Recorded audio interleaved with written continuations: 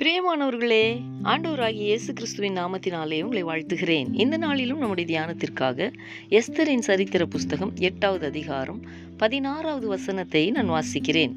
இவ்விதமாய் யூதருக்கு வெளிச்சமும் மகிழ்ச்சியும் களிப்பும் கனமும் உண்டாயிற்று.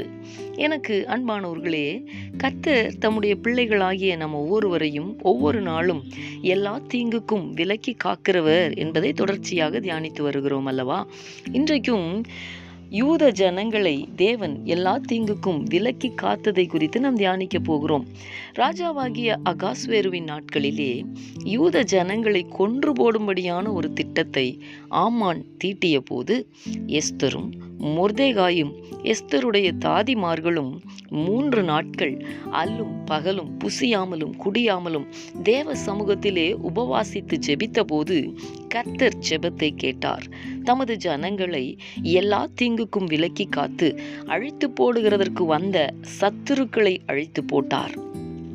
எனக்கு அன்பானவர்களே, உங்களை தொடுகிறவன் அவருடைய கண்மணியை தொடுகிறான் என்று வேதம் சொல்லுகிறது. எல்லா தீமைக்கும் விலக்கி காக்கிறவர் உங்களை சத்ருவானவன் அழித்து போட விட்டு விடுவாரோ? பிரச்சனைகளிலே, நெருக்கங்களிலே, பாரங்களிலே எஸ்தரை போல தேவனை நோக்கி கூப்பிடுகிறதற்கு கற்றுக்கொள்ளுங்கள்.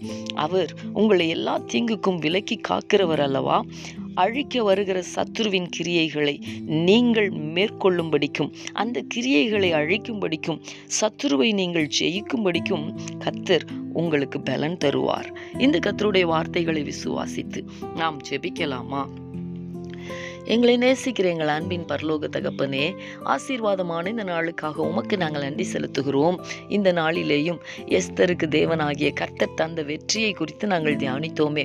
யூத ஜனங்களை எல்லா தீங்குக்கும் நீர் விலக்கி காத்தீர் என்பதை நாங்கள் தியானித்தோமே. யூதருக்கு வெளிச்சமும் மகிழ்ச்சியும் களிப்பும் கனமும் உண்டாயிற்று என்பதை ஆண்டவரே உம்முடைய வார்த்தையின் மூலமாக நாங்கள் அறிந்து கொண்டோம். இன்றைக்கும் பிரச்சனைகளின் மத்தியிலே, பாரங்களின் மத்தியிலே, எதிர்மறையான சூழ்நிலைகளின் மத்தியிலே எஸ்தரை போல உம்மை நோக்கி கூப்பிடுகிற உம்முடைய பிள்ளைகளுடைய வாழ்க்கையிலே தேவனாகிய கர்த்தர் அற்புதங்களை செய்வீராக. எல்லா தீங்குக்கும் தம்முடைய பிள்ளைகளை விலக்கி காத்து கொள்வீராக.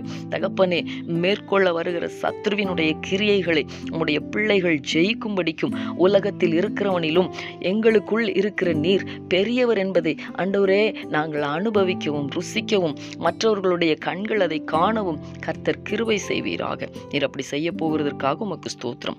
இயேசு கிறிஸ்துவின் நாமத்தில் வேண்டிக் கொள்ளுகிறோம் நல்ல பிதாவே. ஆமேன், ஆமேன்.